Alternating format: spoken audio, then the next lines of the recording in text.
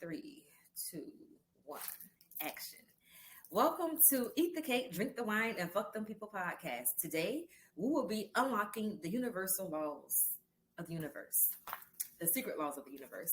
Using this book right here, we'll continue the training where we'll be dissecting the laws of the universe and the Bible.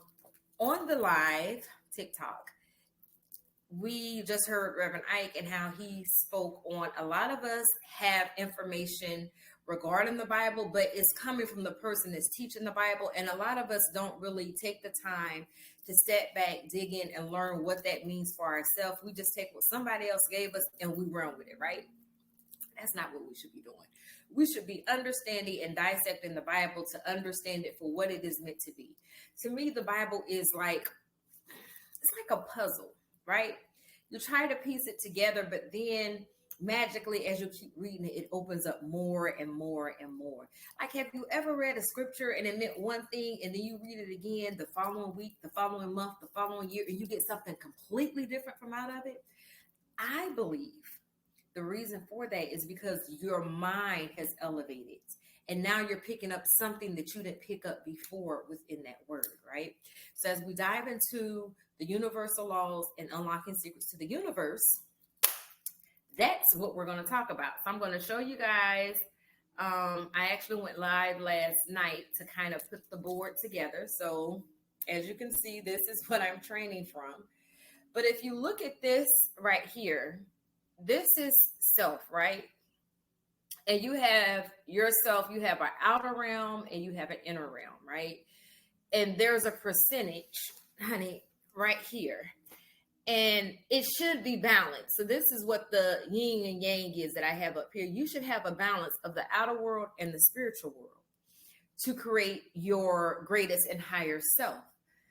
A lot of times we allow what's going on in the world to seep in or vibrate into ourself, into our inner self. And that's what we react from, opposed to us understanding our inner self and connecting to the spiritual self within and vibrating outward into the world where we can create change. So that's just a little bit now. That's just a little bit of what we're going to talk about. But that's very high level. What we're talking about today is going to be very high level. But I wanted to at least at minimum show you all what I was kind of building upon. So the very first law we're going to talk about is the law of divine oneness. Now, this is the original creation. This is the original law. Now, a lot of people don't realize that the law of divine oneness, excuse me.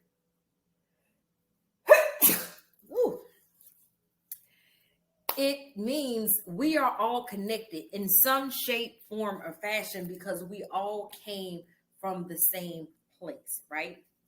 We can all agree that there are multiple gods, but we can also all agree there is only one God of all gods that created everything and everybody, including the universe.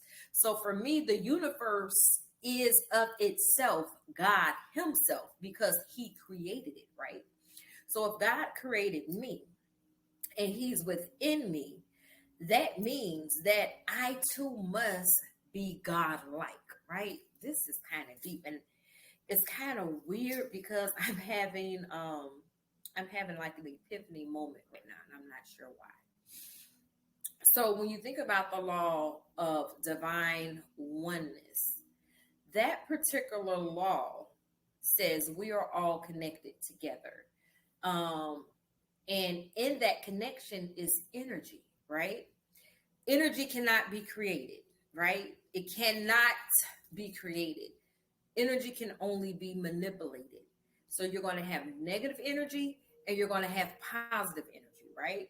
So if we kind of step back and look at the diagram that I showed you guys earlier, we can say the world is going to be negative energy, right? Because that's where all of this negative vibration comes from. It generally comes from the world.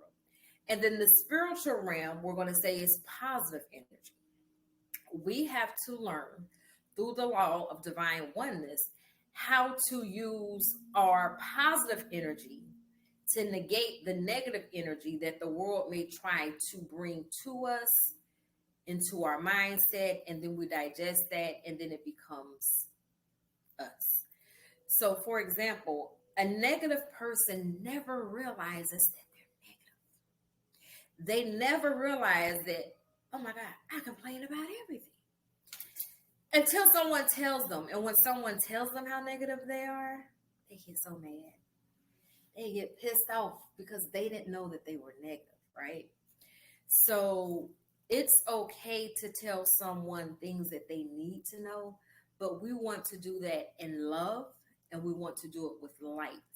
Because when there's light, there can be no darkness. So if someone's negative, which would be darkness, and we're light, we have to speak into that person in a positive way, which means we should be speaking into that person with love and light. And that is a high level overview of the law of divine oneness, because we are all created by the Creator, the great God, I am that I am, right?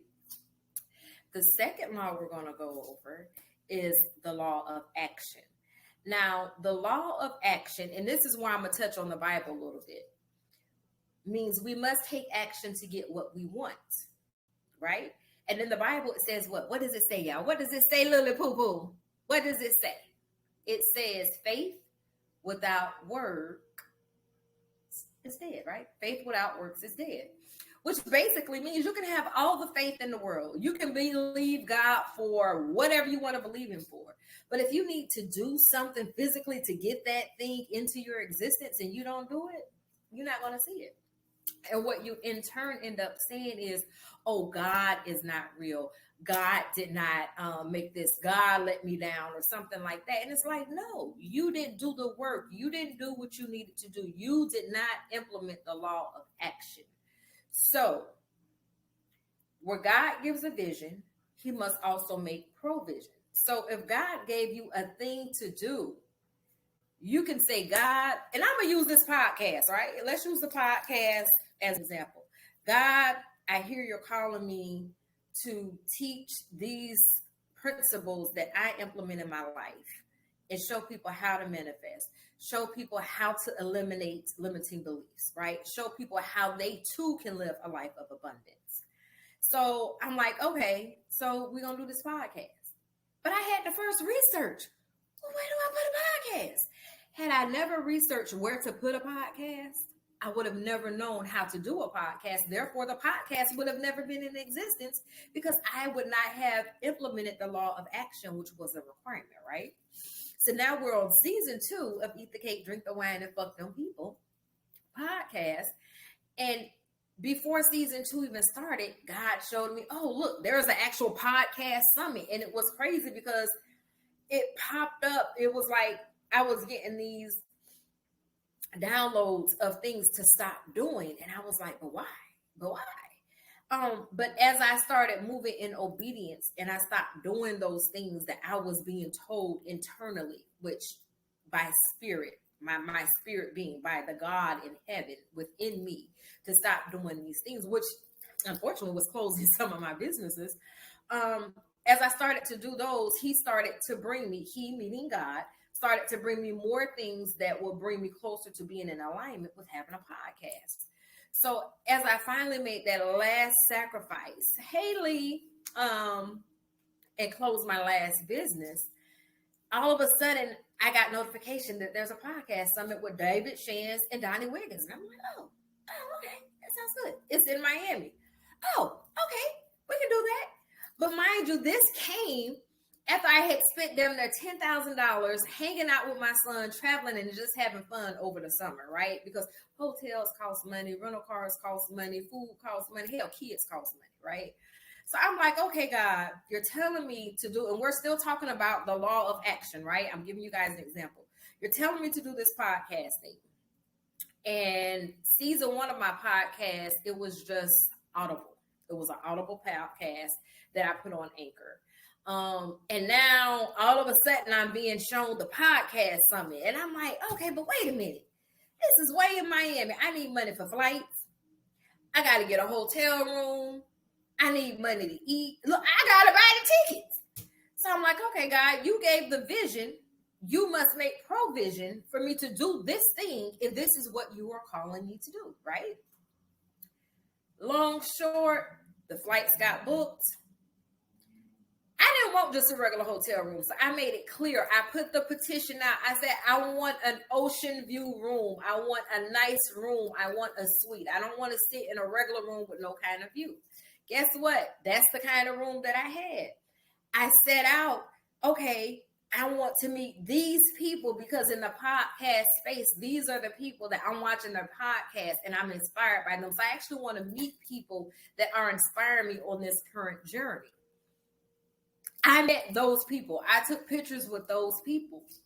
And then I ended up meeting my new podcast mentors, Donnie Wiggins and David Shan. So shout out to Donnie, because I actually have on this actionable CEO band that I bought there, right? So every day when I put this on, there's the reminder to get shit done, because that's what the back of this is, right? So I feel they kind of prayed over this. Like I feel they set these bands out and they prayed on them, and they put some holy water and oil on them, because I promise you, every time I wear this,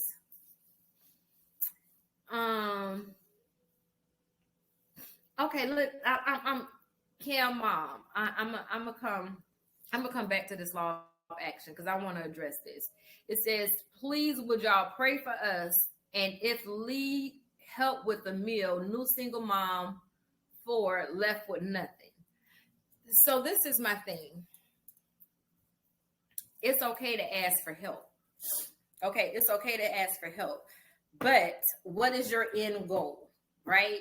So if you want people to help you, you need help now, because we all need help. But what is the end goal? Will you be asking for help every day, or do you have something in place where you no longer have to ask people for help? You are the help that can help other people.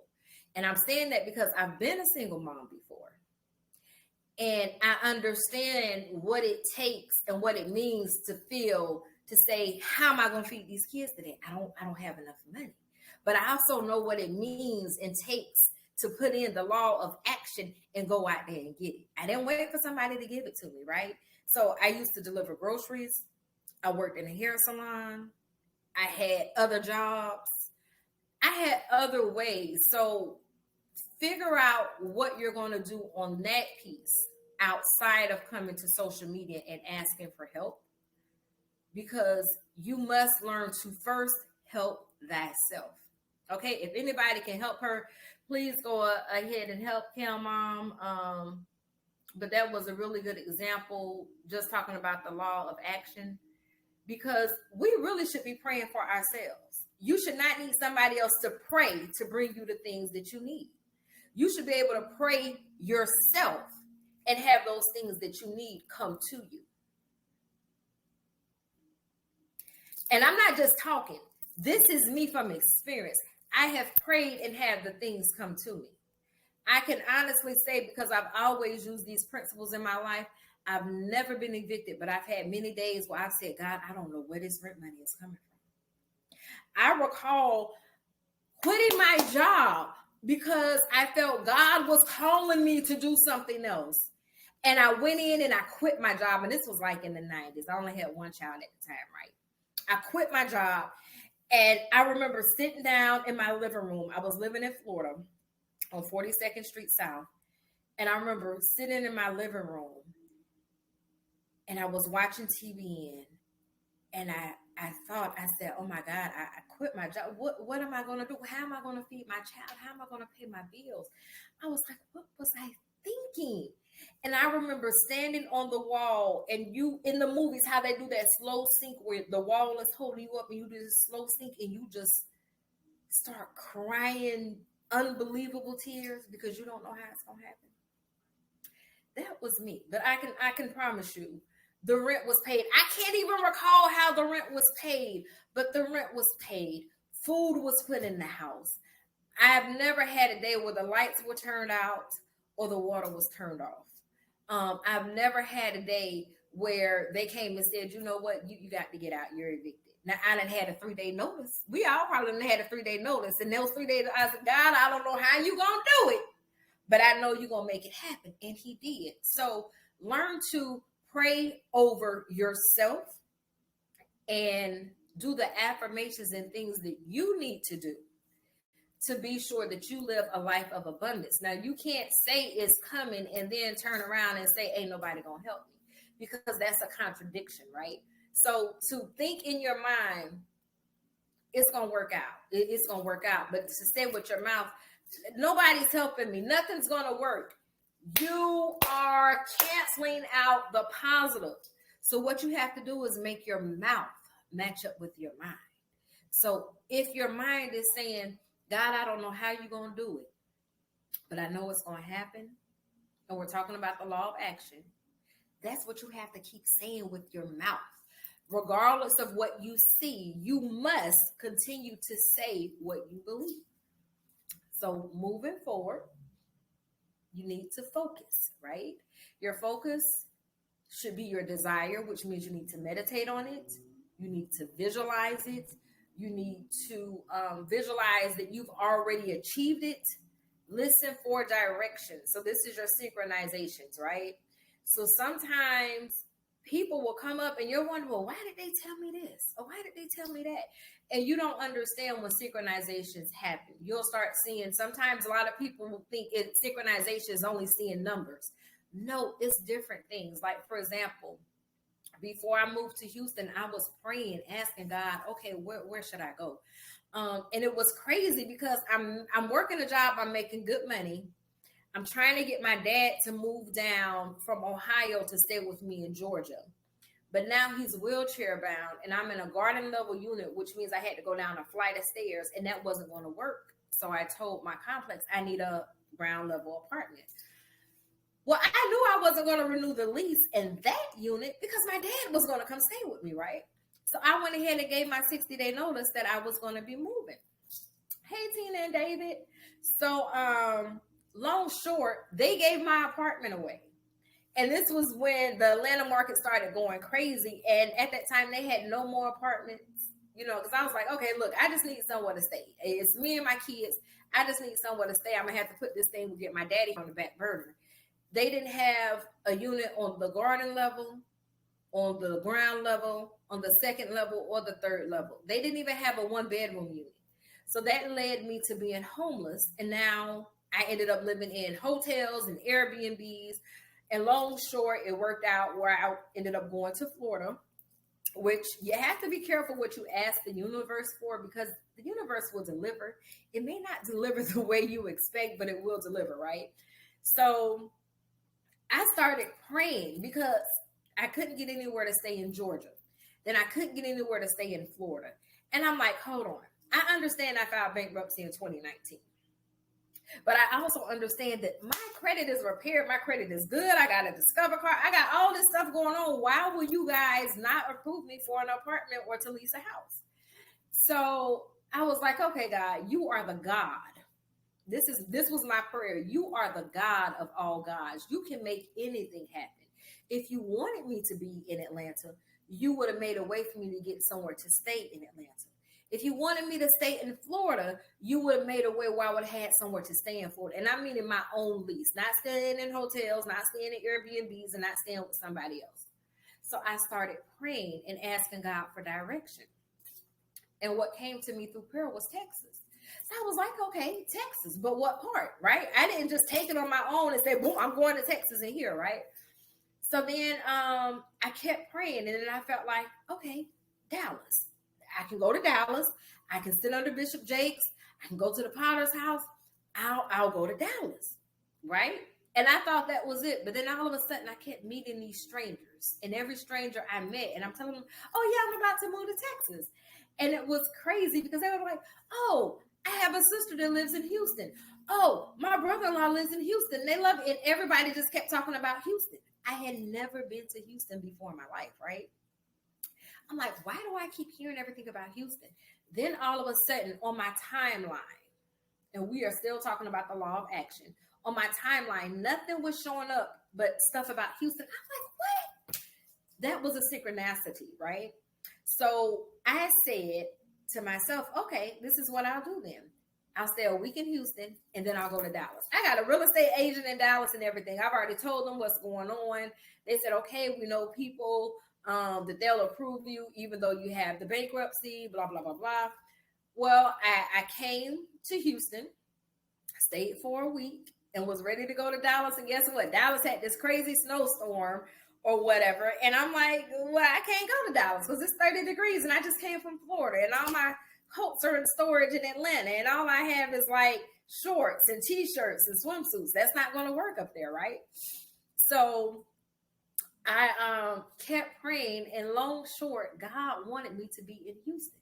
And this is where I'm at. This is where everything happened. I never made it to Dallas. So you have to pay attention to the information that's coming to you. A lot of times we'll pray and we'll get mad and feel like God didn't give me an answer. No, he gave you an answer. You just didn't listen. He will have strangers come and give you a word. He will drop a word through your social media feeds. He will drop a word through commercials.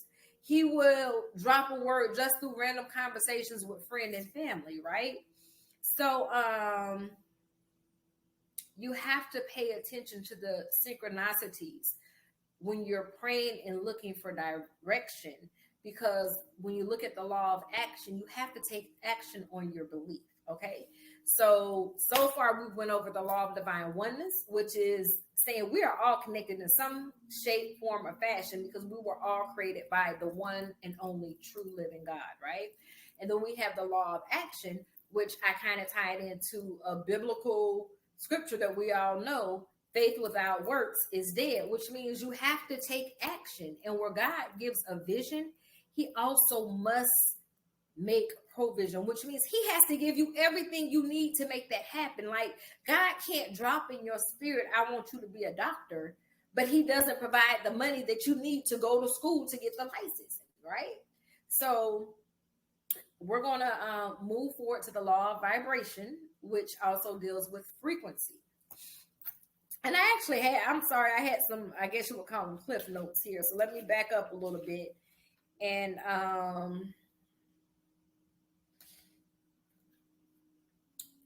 go into the law of divine oneness. And I'm just going to read from here real quick. Being awake to the law of divine oneness can give us a sense of awareness and expand our consciousness. Meditating on this law gives us an overwhelming feeling of interconnectedness with all. Knowing that our determinations, desires, and behaviors will begin to align and move things in the direction we desire can have a profound influence on our wishes. When we think, feel, speak, and act in certain ways, things and people are touched either positively or negatively. And I just spoke on that. Like, you all have a positive side and a negative side within you. And the spiritual side is this positive side.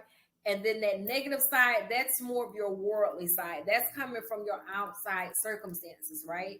But with the law of divine oneness, when you start to understand who you were created to be and you start to shift your mindset and want to be more of a positive person, you'll start to see changes in your life. And then we're going into the law of action. Hold on, let me see if I have clip notes for the law of action, which I do. And then we're going to go into the law of vibration, which is going to talk about frequencies. So for the law of action, some actions will be easier than others depending on your desire. So how bad do you want it? You ever have people say that? How bad do you want it, baby? How bad do you really want it? If it were your desire to go somewhere special on vacation, you would first have that thought, okay? Then visualize upon it. Perhaps you might make a goal chart for financing the vacation. Then start looking up prices, flights, hotels, and other activities to do in the area. These actions will begin to move the necessary energies closer to you, achieving your vacation. Simply sitting there each day and visualizing about the vacation may not result in much. Action is key. Count up the cost, which ties back to what God gives a vision. He must also make provision. Like, I want to go to Amsterdam this year. And I'm trying to plan out Amsterdam for Thanksgiving, right? And I'm like, okay, I want to go to Amsterdam. Right now, I've already started looking at the flights like a couple months ago. So as soon as I book my flight, we good. Hotel, I already know what activities I want to do. You have to take action when you decide that there's a thing that you want to do. You can't just sit there and think, oh, well, I thought it, I visualized it, it's going to happen. No, it's not. You must act upon it. So the law of vibration talks about frequency, right? Everything is moving. Even this desk that I have all of this stuff on, right? It's moving. If you were to look at a microscope and look down into the molecular level of it, it's vibrating, it's moving. There's a frequency to it, right? So you have to think, and this is kind of the note that I had that I want people to understand. Energy is always moving, right? It's where you vibrate. If you're stagnant in life, that means you're not moving anywhere, right? But you're still moving, but you're really not moving anywhere. So, for example, let's say I started out and I was living in the projects and I wasn't happy living in the projects. And I said, you know what? I need to get out the projects. But that's all I said. I didn't do anything else. I didn't go get a better job. I didn't try to date anyone to get me out the projects. I didn't take up a skill set to get out the projects. I just said, hey, look, I'm in the projects, murmuring $13 a month. I get this check of $213 for having one child. And then I get these food stamps of X amount. So I know I can pay the rent with my check. I can pay the light bill. I can pay the water bill. I got some food stamps to help me with food. And if push come to shove, I can sell some stamps to get some extra money, right? And that's all I do. I do nothing else. You're stagnant. You're stagnant and stuck in the fucking projects. That's what you are. But if you look at that a different way and you say, I'm in the projects and I don't like living in the projects. How the hell am I going to get out the projects? You have to start implementing the law of action. So a lot of these laws are interconnected, right? So then I say, okay, I need a job paying more money to afford rent of what they would charge me outside of the projects. Okay, I've looked at all the jobs that I qualify for, and they're not going to give me enough money to pay the rent outside of the project. So I need to go to school to get a new skill set. And that new skill set will help me get the job that's going to help me make more money so I can get out the project. See the actions? So you start moving the needle, right? You start vibrating on a different level. And as you start vibrating on a different level, the things that you need start vibrating and they start coming closer to you. And then eventually you make it to where you want to be. Now, I think that was a really good story because believe it or not, I used to live in the projects. I did not like living in the projects with my son. My rent was $13 a month. I did get $213 a month for AFDC. And I did get food stamps every month to buy the food. And if I needed extra money for whatever reason, I had food stamps I could sell. Because I think they gave me like maybe $400 and something, $500 and something in food stamps. So that was an actual story of how way back then, being this little 19-year-old girl living in Jordan Park Projects in St. Petersburg, Florida, how my mindset was that, hey, I don't like living here. I'm not going to stay here. And eventually I moved out of the projects and moved into a house that was like this small little 2-bedroom. It was really like a 1-bedroom house with an extra room. And I used the extra room for my son's room because I'm like, he's small. He ain't need a whole lot of space. And the rent was $300 a month. It was affordable. Now, I didn't pay the $300 a month, but it was affordable. And that's like way back in the 90s. That was cheap. Rent in Florida, now I don't know what happened. But I always believed that, hey, I can make it happen. And that kind of brings you into the law of motion that we're not going to talk about today. But the law of motion helps with elevation, right? Because you have to elevate mentally in order to elevate physically, right? Like if your mindset is stuck on, look, I got free money, I get free food, I don't need to do anything. My rent $13 a month. I'm good. If that's your mindset, because I never could understand when I was living there. There were people that lived there forever. Like they left from living with their mama in the projects and they got their own place in the projects. Then the kid. It's like, y'all don't want to leave the projects? Like y'all happy here? Like this is what you really want? And they were fine with living in the projects and wearing all the designer that they wanted to wear. Well, I can wear all the designer I want to wear too. If my rent only $13 a month. Anywho, we not going to get stuck right there. So think about your thoughts and your emotions, because your thoughts and your emotions are going to send out either negative vibrations or positive vibrations. And I want you guys to kind of think of a boomerang, right? When you send a boomerang out, it always comes back, right? So kind of taps into the law of cause and effect, which we're actually going to talk about later. Those are going to be the last three. But if I'm always sending out negative energy, then that means what? Negative energy is always going to be coming back. If I'm always sending out positive energy is always coming back. So I try my best not to send out negative energy to anyone. I don't care what it is. I'm going to try to find the good in it. I'm going to find a reason to laugh about it. I'm going to find a reason to smile about it. But what I will not do is find a reason to send you negative energy. I will block you first. Okay? So moving on to the law of attraction. Hey, is that Chief Fred Cloud? How you doing? So the law of vibration, I did have something for you. I'm going to just read this real quick clip. We have to remain open-minded that there are things around us that exist outside of our five senses. They only teach us about the five senses in school. But that sixth sense that we all know about,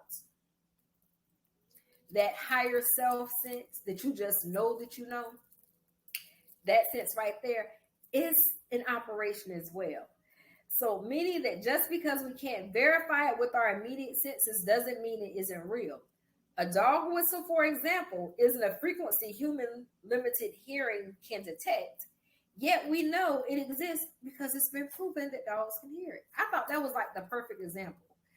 Like, if you guys have ever heard the dog whistle or been able to see the example, when it's blown, as humans, we don't hear it. Because whatever the frequency that whistle comes out as, we can't hear it. But the dogs hear it, and it actually hurts the dog's ears, which is why they go, ow, ow, ow. Right? That's my understanding. That's what they do when they bark or whatever, right? So that is the law of vibration. Now we're going to go into the law of attraction, which is one of my favorite laws. And I think this is the law that a lot of people talk about. And some people feel like the law of attraction is the only law in the universe. And it's not. That's why I want to do this high level overview, just to connect people that there's more than the law of attraction, right? And the law of attraction might also be called the law of manifestation. So this law is closely related to the law of vibration, because you have to vibrate at a certain level in order to bring those things in. Like, you can't be low vibrational and expect to have high vibrational things appear in your existence, right? And when I say in your existence, I'm meaning in your life. And when I'm saying low vibrational, I'm meaning you have limited beliefs. You have a negative mindset. You believe nothing good is ever going to happen to you or for you. Then in that sense, you are operating in a low vibrational realm. Now, if you're operating with a positive mindset and you have a positive belief system and you believe that, hey, I don't know how this is going to happen, and the how was not my concern. I just know that this is what I'm putting out. This was my prayer. This is where my faith is at. This is what's going to come in. Then you will eventually see that thing in your existence, unless you are doing something to slow down whatever that is coming to you, which I said, you can't have your mind say one thing and then your mouth say something else, because in the Bible, Life and death lies in the power of the tongue. And I think we take things biblically to, how can I word this? We take things that we've learned from the Bible, through church, through family, and we just leave it at surface level. But if you think about it, right? Life and death lies in the power of the tongue. Words have power. So whatever you speak, that's what's coming, right? And what do they say? God is a man that he cannot lie. I think that I said it right. I might have said it wrong, but anywho, anything that God says will happen for you, it's going to happen. So if you're praying and you're looking for direction and you feel like everything is coming in and telling you this is what it is, 9 times out of 10, if it's in the positive realm, that's what it is, and that's what God is sending to you. But if you open your mouth to say, I don't want that, then guess what? It's probably not going to make it. Hey, Bree. Hey, David. So you don't want to try to manifest things and then muddy up your manifestation. And this is a good example. Single people. I want to be in a relationship. But what kind of relationship? Because you just say, I want to be in a relationship, and then you have these really good friends come along, and you build these really good friendships, which is a relationship, but they're with people of the same sex, but you were like, no, I wanted like a husband. I wanted a wife. But you didn't say that. You said, I want to be in a relationship. So then when you clarify it and say, okay, I want to get married. Okay, I want my significant other, my purpose mate, to come into my life. And then all of a sudden, this perfect being comes, like they're perfect for everything that you ask for, but you don't like the fact that they're short. I know I said I wanted a mate, but I wasn't specific that I need them to be at least 6'3". So those type of things can, like, it can come to you, but then you don't realize it's what you asked for because it's not packaged the way you want it to be packaged. So it goes back. You kind of shoo it away. And a good example I use for that, one day I was working. This is when I was living in Atlanta. I'm working, and work, it just got real rough. It was just like, So one day I came home and I said, God, why can't I live somewhere where I can have a hard day at work and then, come home and I can just go to the beach? Because to me, the beach is so relaxing. Just the sound of the waves, it's zen for me, right? And I didn't think anything about it when I asked that question. I was just like, I remember coming in the house, I'm slamming the door, and I'm like, God, why I can't live somewhere when I have a hard day at work, I can just come home and go to the beach or something. And about, I want to say within 6 months to a year of me saying that, that's when the whole situation occurred where all of a sudden I'm homeless. They gave my apartment away. Nobody wants to give me nowhere to stay. But I went to my job and asked them, hey, look, my sister has an extra bedroom in Florida, living in these hotels and the Airbnbs is getting a little expensive. I'm actually homeless right now. Can I go down there? And they were like, yeah. And my sister lived like a 10, 15-minute drive from the beach. The universe gave me, God gave me, because God is the universe. Okay, they're one and the same. Gave me what I asked for. It just wasn't packaged the way that I was expecting it to be packaged. So you have to be mindful of what you ask for. Hey, Carlos and KB. KB, the boss. Remember that like attracts like. And I want everybody to do this. Take a look at the top 5 people that you communicate with the most. Not associate with. Communicate with the most. Take a look at those 5 people, right? You will never go beyond where those 5 people are at in life. So if you find yourself being someone and you feel like you're in a low vibrational realm and you're trying to vibrate higher, and you look at those 5 people and you realize these some low vibrating motherfuckers I'm hanging around, guess what? That's why you can't vibrate higher. So what you have to do is you have to actually go and start trying to connect with people that vibrate on the level that you desire to vibrate on. But before you can find those people, you'll need to separate from those 5 people that are not vibrating on the level that you would like to vibrate on. Then you need to sit with self, meaning you. Sit with self to identify what is it about you that made you so comfortable with those 5 people. And what is it about you that you need to shed from you so that you can vibrate higher? Because you have to drop some things let me put it this way. When a plane is getting ready to take off, there's a weight limit, right? If this plane is over a certain limit, it will not go up from off the ground, which means it can't soar. It won't hit any turbulence. None of that will happen because it's too heavy. It's too heavy to even get off the ground, right? So that's why they have these bag requirements. Okay, you can come fly with us, but you can't bring more than 2 bags and 1 carry-on. And some companies will say, okay, your carry-on is free, your first 2 bags are free. Some companies will say, okay, your carry-on is going to cost, and the bags you want to check in are going to cost. But you can bring a small personal item for free. Okay? And I'm trying to bring this together to help it make sense.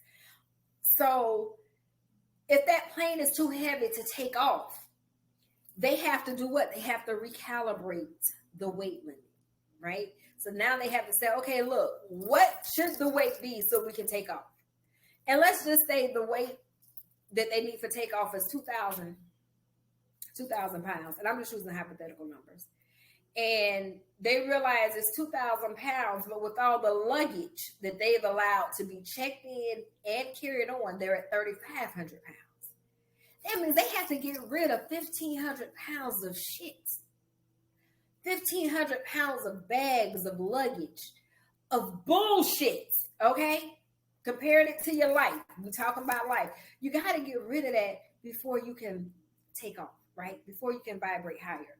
So then they'll say, okay, look, they'll tell everybody that's on the plane. If you're going to tell all your friends or whatever, I'm really trying to change my life. The plane people are going to say, we're really trying to take off, but we're a little overweight. We have too many bags. So what we're going to do now is deplane. And we're going to have everybody grab their bags.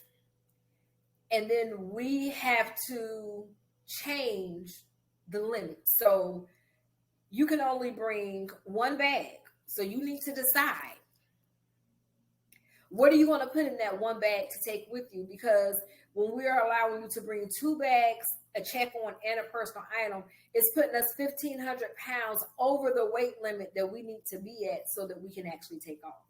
Well, Coach Todd, what does that mean? What are you talking about? What that means is, look at your life. Look at your circle. Look at your bags. Your life and your circle, that's your bags, right? Remember Erykah Badu had that song, Bag Lady? Okay, you gonna hurt your bag.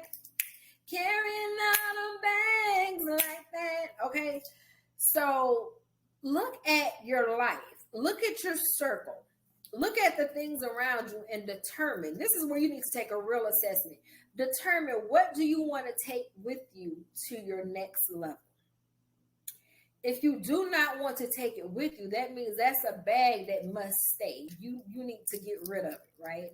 So if you have friends that are always negative and complaining, and you like, you know what, I don't want to take them with me to the next level I'm going to in life, then you don't have to stop being friends with them. But what you do have to do is stop communicating with them as often as you do, especially if they're one of the 5 people.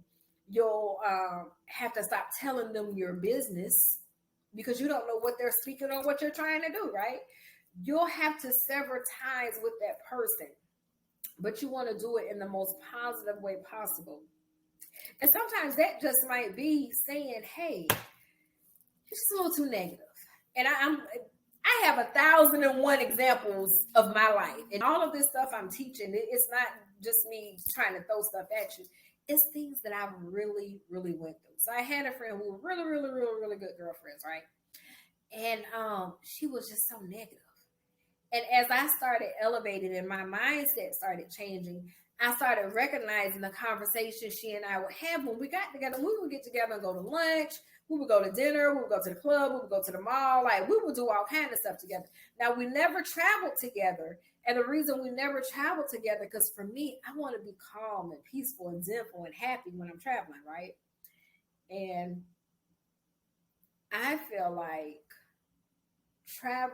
I felt traveling with her was not going to give me the traveling pleasure that I wanted, right? So we never did travel together, even though she invited me on a couple trips. For whatever reason, I didn't want to go. And every time she came back and told me the story was some bullshit that popped off, so I was always glad I didn't go, right? So as I started to elevate and change my mindset, I realized certain people, I didn't want to talk to them anymore. So when she would call me, I would talk to her. As long as the conversation was positive, I would engage. But as soon as it turned negative, I was like, hey, let me call you right back. And I would constantly say that, but I would never call her back because I was like, I really had nothing to talk about. So one day she calls me, and this is probably 2 or 3 days after I told her I'll call her back, and I did. And she said, yeah, I notice every time, y'all know how we be. Yeah, I notice every time that I'm on the phone with you, you be like, you'll call me right back, but you don't. But that's all right. You ain't got to call me back. And I said, friend, look, sis, just to be honest with you, you're just real negative, and I'm just really trying to change and be positive vibes only. And I just feel like you just, like, everything is so negative when it comes to a conversation with you. And she was like, negative? I'm negative? I'm negative? I'm not negative? And she hung up on me. And I haven't talked to her in a couple of years. And I still love my friend dearly. And I hope she's doing well. I hope she's vibrating high. And I'm hoping she has a positive mindset. But she was one of those 5 people that I had to get rid of in order for me to vibrate higher. So back to the plane example. They need to be at 2,000 to be able to get the plane off the ground, but they're at 3,500. So they deplaned, told everyone to get their baggage, and they said you need to determine what you want to take, but you can only take one bag. So you need to look at your life that way. Okay, look at your life as you traveling somewhere that you want to go and you want to have fun. You want to engage with positive people. You don't want any negative experiences. You don't want any fights. You don't want no drama. You need to determine who are those people that are in my life currently that are negative, that bring drama, that bring all the bullshit that I don't want. Those are the people that you have to leave behind. It doesn't mean that you can't come and get them later, but in order for you to get to where you need to be, you have to leave them behind so you can take off, right? So then everybody decides what they're going to take. They get back on the plane. The plane is not even, look, they have to be at 2,000 in order to get off the ground. Guess what? Because everybody did the correct assessment and left the bullshit behind. The plane was at 1,800. It was flying with no problem, right? Flying with no problem. You up in the air, then all of a sudden, hit a little turbulence. It's like, what's going on? We at 1,800. You know, we got rid of all the bullshit. What's going on? So I want you to understand with the law of attraction and the law of manifestation, you're still going to have those times that are going to come that somebody can say, what's going on here? And sometimes it's just a calibration. You just need to calibrate. Sometimes it's just a little turbulence because that's the price that you pay for flying high, right? And you just have to weather the storm and know, okay, it's going to be okay. And you just stay positive during the turbulence, right? You don't go back to your negative mindset. You don't shut down and run back to all the people that you left behind, because then you have to go through the steps all over again. But if you understand, oh, this is part of the process, and this is the test to see, did I really take in everything I needed to take in to be in a positive mindset so I can manifest what I'm trying to manifest? If you follow the steps correctly and you don't fall back into a negative mindset, guess what? After that turbulence, after all of that, then you're going to start to see the manifestations come in, right? So for me, I understand like attracts like. So I look at my top 5 people that I associate with, that I communicate the most. They're all positive people. They all have something going, right? It's something they're aspiring to be. Like, everybody's trying to do something. Nobody's trying to pull anybody down. There's no crab in a bucket mentality. Like, if I have this friend over here and she's trying to do this, I'm trying to figure out how can I help her get it done. And if she's trying to figure out how to help me get it done. Those are the people you want in your circle. You don't want people in your circle when you're telling them, oh yeah, I'm about to go to school for such and such. What you going to school for? You're too old to go. That's not a person, because that's a person they don't want to see you grow. They have a limiting belief, a negative mindset, and they try to project that onto you. And don't allow people to project things onto you when you're trying to manifest. And we're talking about the law of attraction. When you're trying to manifest things, people will come and try to project things on you. And if you accept their projection, guess what? Your manifestation is going to slow down. And this is what I'm going to use as an example, right? If you know that you love yourself and you love on yourself every single day, that you do what's best for your highest and greatest good every single day, and then out of nowhere, someone comes and tell you, and whether it's a friend, family, or whatever, and because they have to know you in some capacity to say this, they come to you and they say, you need to love yourself more. But you're already loving yourself. You loving yourself to the best of your ability, right? The best way you know how. And they come and say, oh, you need to love yourself more. How do you respond to that? See, the nice way, the nice worldly way to respond is to say, I know I am. But the correct spiritual way to respond is, baby, I love me. I love on me every day. Like, I don't even know what you mean. Like, I love me more than anybody could ever love me. Because what you've done is you've killed the projection they tried to give you. You killed what they're trying to say, because what they're trying to say is, you know what? I don't think she loves herself enough. Let me share this, or let me say this. No, I love me. So don't take things just because someone tries to project it on you. And I know a lot of times we want to be nice, politically nice or whatever, and we try to come with something positive, but there was nothing negative in saying, I do love me. I love me a lot. I love me more than anybody. I love on me every day. That's a very positive way of saying, I do not accept the projection you're trying to give me. I do not accept the mindset that you're trying to impose on me. So never think that you have to allow people to walk on you or accept what people say. Because, baby, I tell people all the time, baby, look, Jesus was love and light, but he was also stage and hood. Because, baby, if I got to flip over some tables in the temple, I'll do it. Jesus did it. Jesus got mad. Jesus got upset. We always want to talk about Jesus, but we never want to talk about the fact that Jesus got mad too. Jesus got angry too. Jesus cussed the motherfuckers out too.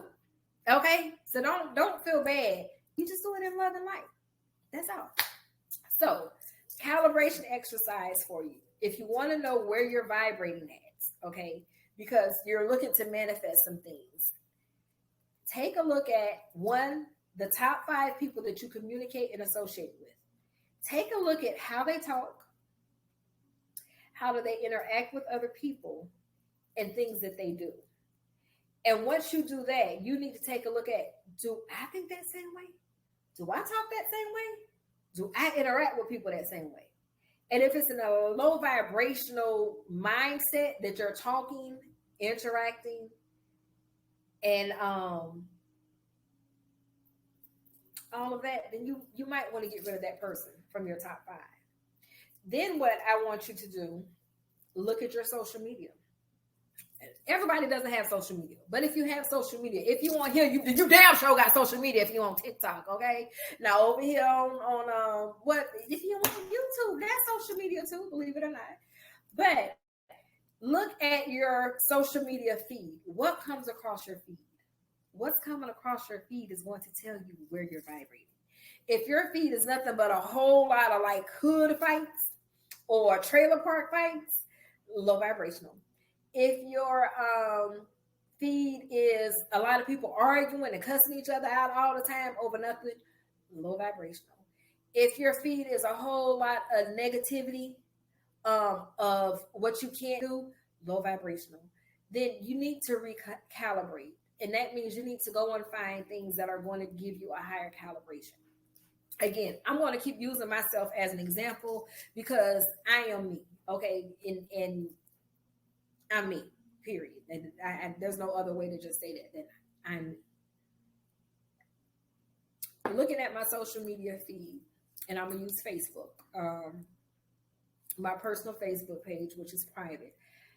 I will look at my feed and I would say, you know what, my feed looks good. It's a lot of positive people on here. There's a lot of information on how to elevate, how to reset your mind, positive thinking, things like that. And then I will look at sometimes different friends, and whether it was a friend or a family, because that's how I keep in touch with my family, because we're everywhere, and close friends. And if I start to see one, they're constantly, like, all of their posts are constantly negative. Now, I know people go through things, and I can understand they're going through something. Okay, so I'll generally reach out in the inbox, or I'll call them or something like that. But if every post starts to be absolutely positively negative, I'm going to delete your ass, because I don't want you on my timeline, because you fucking up my calibration. Now, I don't know if I said this, y'all. I love God. I love Jesus, the Father, the Son, and the Holy Spirit. I go to church and I listen to sermons often, but I cuss a little bit. So don't let it alarm you, okay? Don't let it alarm you. So I actually delete those people. And once I delete a person, or if they delete me, ain't no refriending. You can't come refriend me. Now, if your page got hacked or something like that, then yeah. But if your page didn't get hacked, no. If there is someone that's on my timeline and all they want to do is talk about how sick they are, and they want to post every time they in the hospital or this and that, and then guess what? I'm either put you to sleep for 30 days or I'm going to get rid of you, because that's your mindset. And let me clarify that. I'm not saying it's your mindset that you're sick. Your mindset is that you want the sympathy and the pity from other people that you are sick.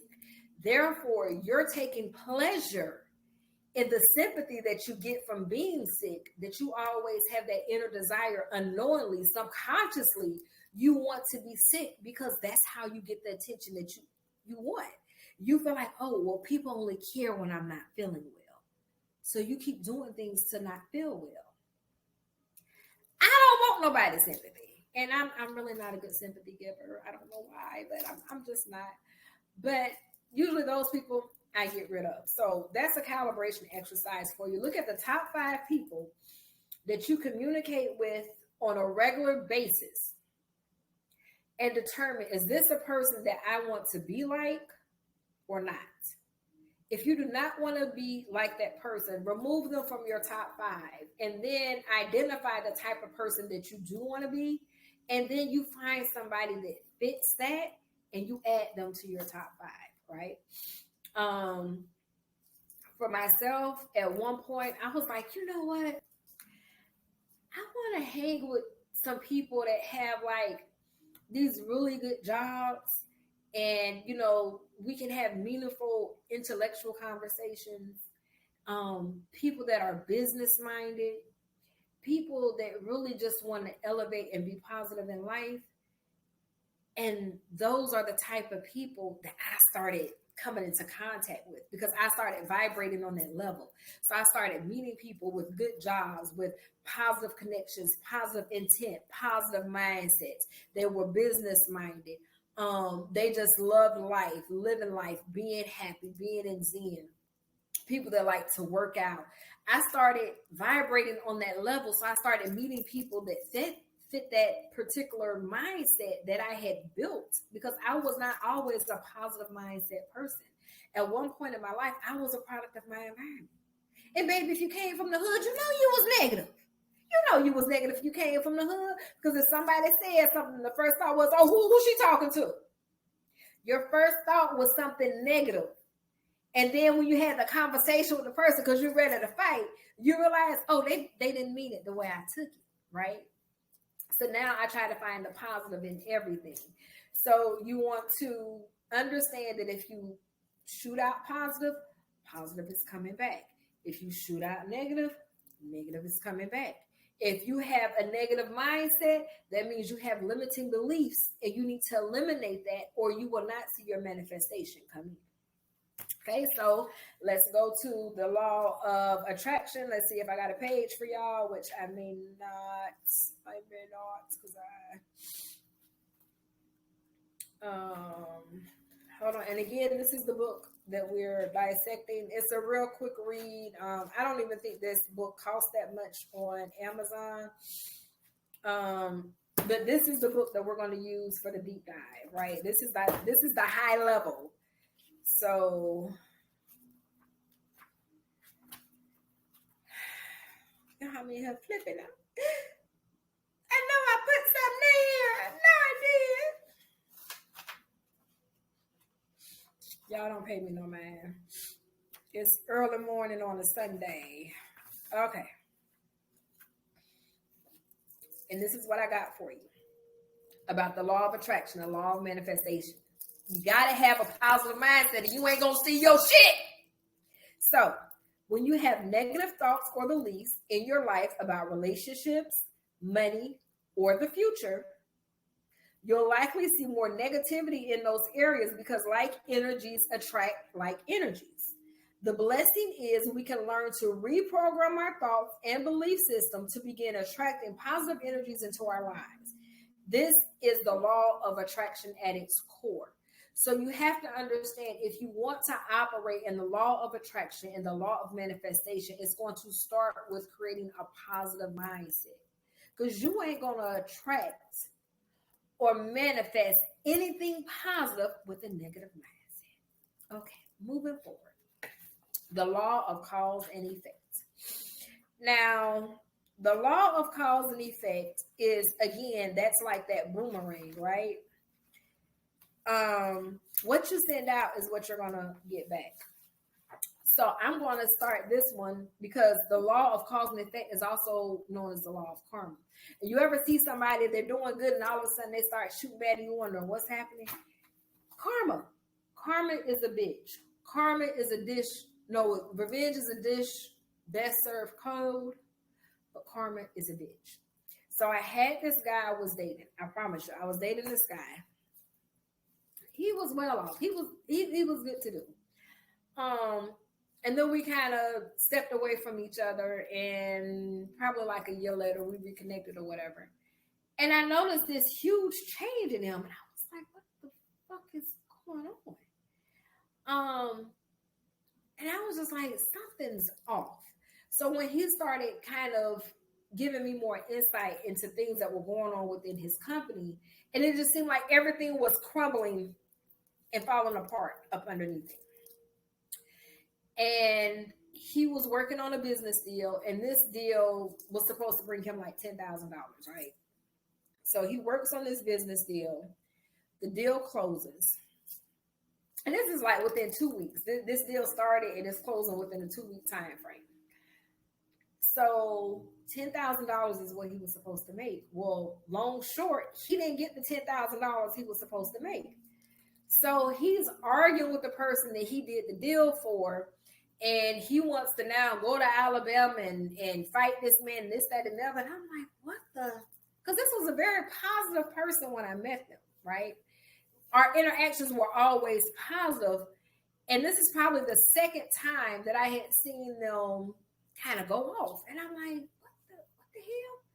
So he lost that deal. So that, for me, that was kind of like, okay, what's going on here? Then there was another scenario where he was working on a deal, and that one went south, where, he didn't even close it. Then it was another, and it just seemed like back-to-back stuff was happening. I said, well, what's going on? And he had all of these excuses. And I said, well, do you think it's karma?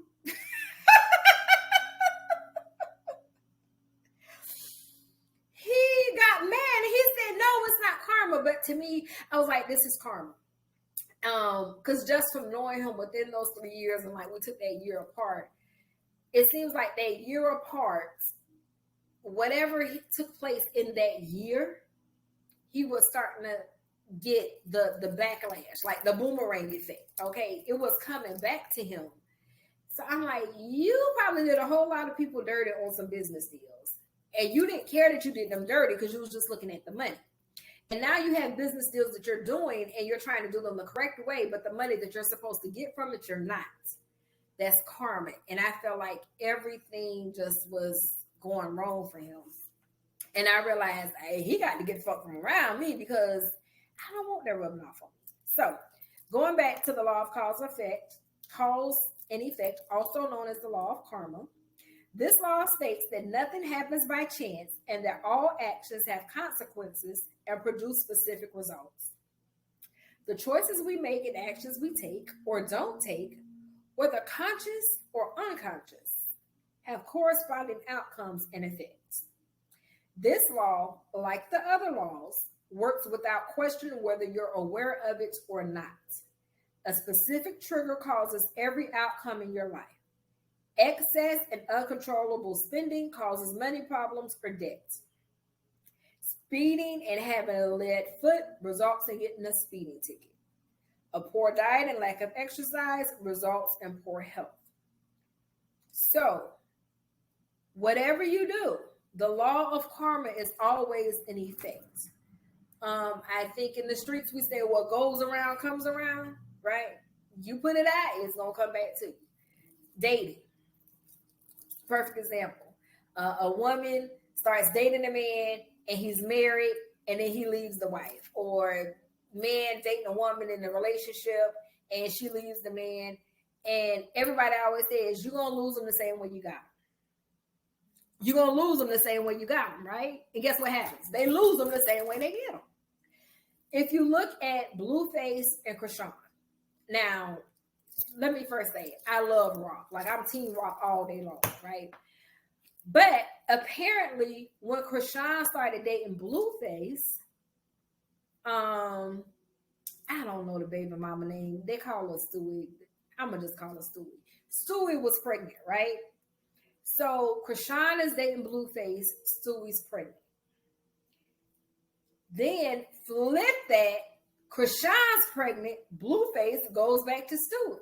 And people ask Stewie, well, do you feel bad, because she's pregnant, she was in a relationship? And what did Stewie say? I don't feel bad about it because didn't nobody had no sympathy or feel bad about it when it was me. So it was like Krishan lost Blueface the same way she got him, but she really don't need him. I feel like she's better off without him. I can't wait to see personally what God is going to do in her life, because like she said, she left everything. She was like, I don't need your money. I'm going to still get money. She was like, I'm good. I'm in Baltimore. I'm good. I'm with my family. So apparently her adopted family are millionaires. So it wasn't like he introduced her to money if she grew up with money, right? So let me just get off of that. But that's the law of cause and effect, right? Pretty much in a nutshell. But another thing I wanted to share, because I thought this was interesting and I didn't know that. Because remember, we are the Butterfly Collective. So when I was reading this, I was like, oh, that's pretty dope. So the law is also the foundation of the butterfly effect in the chaos theory. Its basis is cause and effect and states that a small change, butterfly wings flapping, one on side of the world can result in a large change several weeks later in a weather pattern such as a tornado.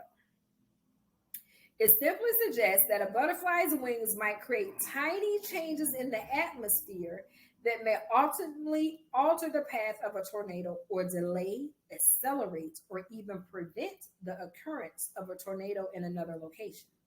The butterfly does not directly create the tornado. It only disturbs its pattern according to theory.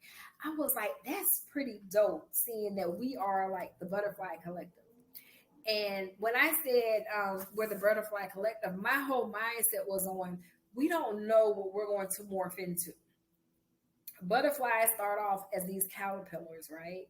And then the caterpillar goes into a cocoon and nobody knows what's happening in that cocoon. Like, are we going to get a butterfly or are we going to get a moth? Okay, positive energy, negative energy. And I'm only saying moth negative energy because, I mean, who really likes moths? I don't. So we can't see what's happening within the cocoon. But then when the cocoon opens, you have this beautiful butterfly that comes out. And that butterfly is representative of change, right? You have changed, like physically changed, mentally changed. Can y'all grasp this? You started off as a caterpillar. You were just like crawling around on the ground. You couldn't really go that fast, okay? But then you morph into this cocoon, and you're hanging in a cocoon, and the cocoon opens, and now you're this butterfly, but you can't crawl anymore as a butterfly. Now you need to fly. You have to learn how to use these wings, and you have to flap, and then you fly around. And a lot of people smile when they see butterflies. I know I do. I actually see, every time I see a butterfly now, it reminds me, I don't know if you guys can see this, it reminds me of my cousin Carly, which unfortunately she was a victim of domestic violence. Her and her boyfriend at the time was killed or unalived by her ex-boyfriend. But every time I see a butterfly, it reminds me of her. I have another cousin that passed, and she just passed of natural causes. But when I see a yellow butterfly, it reminds me of my cousin Janala. I don't know why. My cousin Carly, it's always these real pretty, elegant butterflies with all the color. But the butterflies are just this yellow butterfly. It always reminds me of my cousin Janana. So to understand the law of cause and effect, you have to understand something positive that you do will always return something positive back to you. Something negative that you do will always return something negative back to you.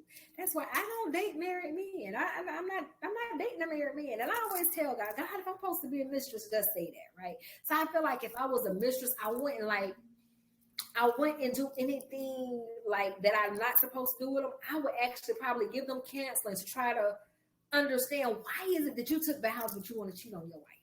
Like I always kind of dig deep like that. But that's a whole nother story. So that was the law of cause and effect, also called the law of karma. Mr. Simp, how you doing? Hey, Mary, and applause. So now we're going to go to the law of rhythm. And this could also be called the law of flow. This universal law tells us that everything flows in the universe, which means if it's flowing, it's not what? It ain't stagnant, baby. Okay? You got to keep flowing. Everything has a rhythm. All things flow in and out, and all things rise and fall. The pendulum swings back and forth in everything. If something swings to the right, it must then swing to the left. The law of rhythm can be seen in the waves and the tides of the ocean. Everything in existence is involved in a beautiful dance, swaying, flowing, and swinging back and forth, up and down. Everything is either growing or dying. So when you think about the law of flow,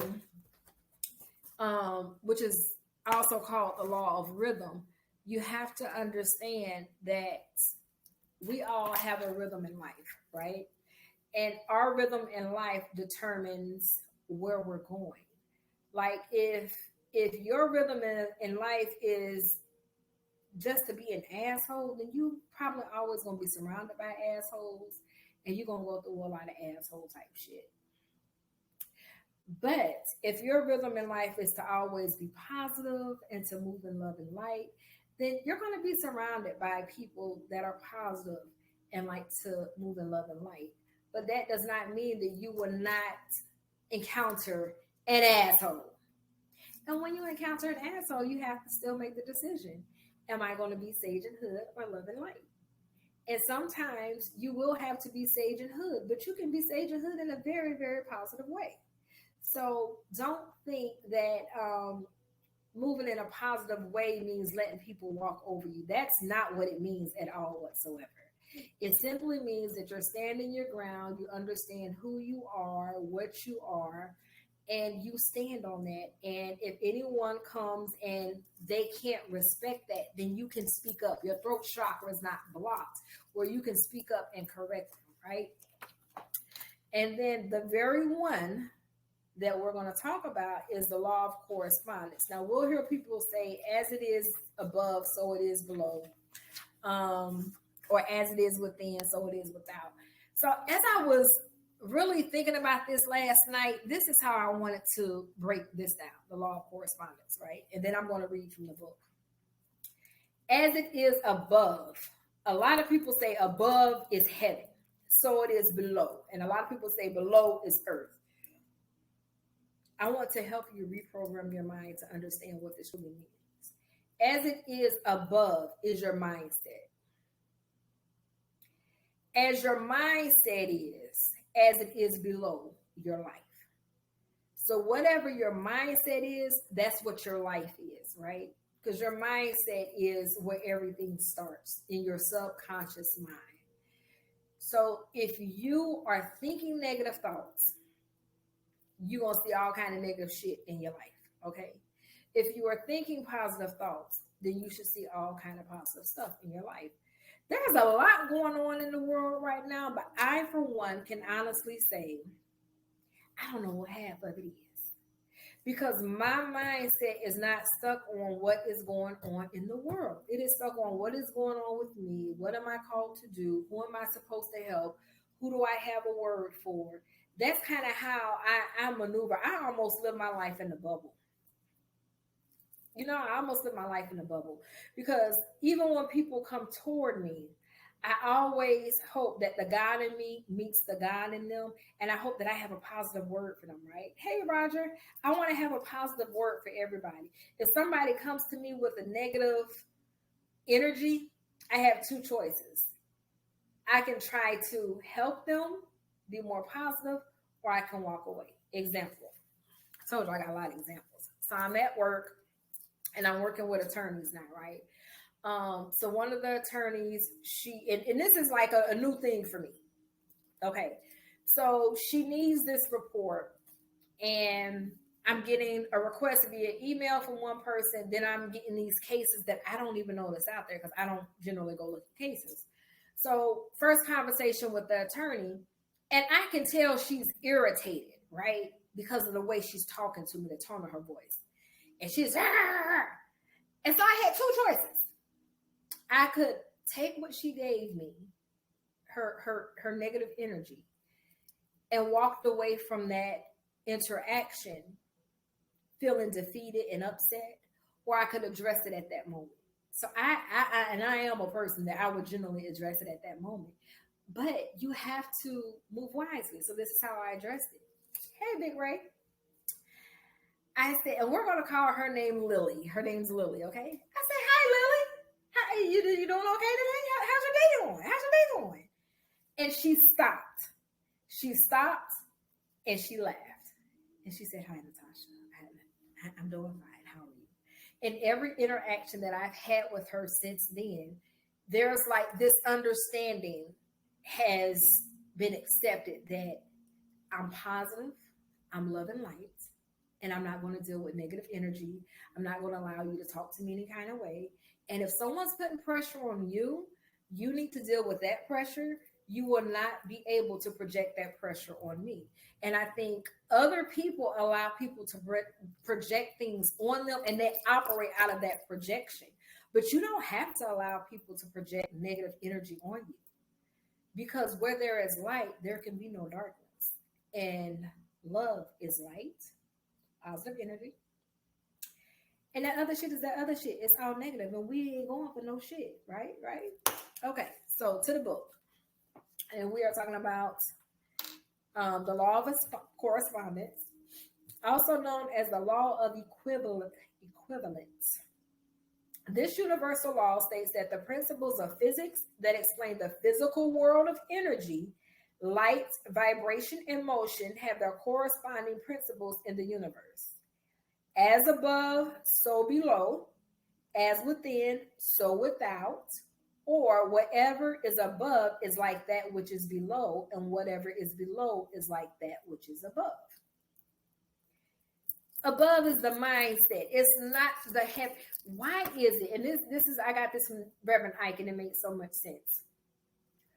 Why is it that we pray to a God that we can't see and we believe? But then we see ourselves, but we don't believe in ourselves. And then we get mad that other people that can see us don't believe in us either. It don't make sense. Like, if you can't believe in you, why should you expect somebody else to do it? Now, I might get some backlash for this, but I'm gonna go ahead and say it. There was a lady that came on this live, and she was, hey, Child's one-on-one. She was asking people to help her with some rent money or food money or whatever it was, right? If she does not believe that she can make it happen for herself, why should she reach out to other people and expect them to make it happen for her? Because what that does, it kind of puts her in the mindset of the man that was by the pool of Bethesda, right? This man apparently laid here by this pool for years, and he would wait for people to come carry him in. He would wait. In my understanding, he had no legs, right? Well, we see people now with no legs, and they done figured out how to walk. So if he really, really wanted it bad enough, he would have figured out how to get into the pool to heal himself, right? But he didn't, because he was dependent on other people, because he appreciated the help that other people gave, because it made him feel like somebody cared about him. You got to care about yourself first. Okay, moving forward. If your life is filled with unhappiness, depression, chaos, or just lacking satisfaction, it's because it's reflecting what's inside you. If we clench negative thoughts and beliefs internally, then our outer world becomes one of turmoil and discord. The law of correspondence shows us the dangers of grasping onto negative thoughts. It proves that any negative circumstances or situation in our lives are essentially self-inflicting.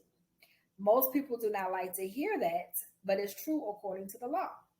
So, with that being said, what you feel internally directly affects your outer world. So, why would you not want to be positive internally, right? So, in summary, if you want positive change in your life, look internally, look in the mirror and the person you are inside. By changing the quality of your thoughts, you will change the quality of your life. It isn't a mystery. It's an indisputable law that most people aren't even aware of. I could still be that 19-year-old girl living in the projects had I never changed my mindset. I used to be a very negative person, and I didn't realize I was negative, because negative people never realize that they're negative. It's when you stop and listen to yourself, when you stop to listen to the conversations you engage in, when you stop to listen to the conversations you create, and you get that aha moment, damn, I'm negative. Negative as fuck. You can point it out to a lot of people that they're negative, but can you look internally and see if you're negative? Because the only person you can change in life is you. You can't change anyone else. So once I realized I was negative, I had to determine, how can I change this? So the first thing I had to do, I had to get rid of my stinking thinking. The second thing I had to do was I had to get rid of the people that were in my top 5, because they were helping to enable me to be a negative thinker and a negative person. And then I had to really set myself apart and determine, why do I think the way that I think, and how can I change it? And over time, I've now become this positive person where I look at the glass half full, not half empty. I try to find the positive in every single thing that I do, every interaction that I have. I try to find something positive, even if the interaction is negative. I try to find a positive way to respond. And sometimes your positive response may not be received well, because it was not the response the person was anticipating. And that's okay, because at the end of the day, the person you have to live with is you. So I have to live with me, myself, and I. the Father, the Son, and the Holy Spirit. Like, we're all one. And if anyone feels that I'm too much, then they could separate. But never dim your lights for other people to shine brighter. You want your top 5, you want them to shine bright, but you want them also to be okay with you coming and shining with them. Like, if you find your top 5 is someone that they don't want you to be anything better than them, they should not be in your top 5. If you have someone in your top 5 and they see that you're not where they are, and they give you a hand down to give you a hand up, that's somebody to keep in your top 5. So I hope you all enjoyed our high-level overview of universal laws, unlocking the secrets of the universe. Please be sure to subscribe to the YouTube channel. I'm at Top Styles on all social media platforms. Thank you for joining Eat the Cake, Drink the Wine, and Fuck Them People. And just to tell you where that name comes from, because a lot of people don't know, it all deals with life. When we're happy in life, what are we doing? We're eating the cake. We're celebrating, right? When we're sad in life, we're drinking the wine. Some of us taking shots, right? Because we're just trying to get through. And when we're in that moment in life where we have to do what's best for us and we can't be concerned with what other people think or say, we got to say, fuck them people and just do it. And that's kind of where I'm at. Like, with this podcast, I can't be concerned with what other people that watch it are going to say, think, or feel. Because if I'm only called to help one person to eliminate their limiting belief, to create a positive mindset, and live a life of abundance, everything that I do will be for that one person. So we're going to end this with our chakras. If you caught the training last week, we went over the chakras. So I am worthy of being successful. That's the root chakra. That's your I am statement. I feel I am successful. That's your sacral chakra. I do things to make me successful. That's my solar plexus chakra. I love the fact that I am successful. That's my heart chakra. I speak positive things over myself to continue being successful. That's your throat chakra. I see myself being even more successful as I continue on my journey. That's my third eye chakra. I know that I was called to be successful, and that's my crown chakra. Thank you all for joining today, and have a blessed day. With love and light. Love, Coach Thomas. Bye.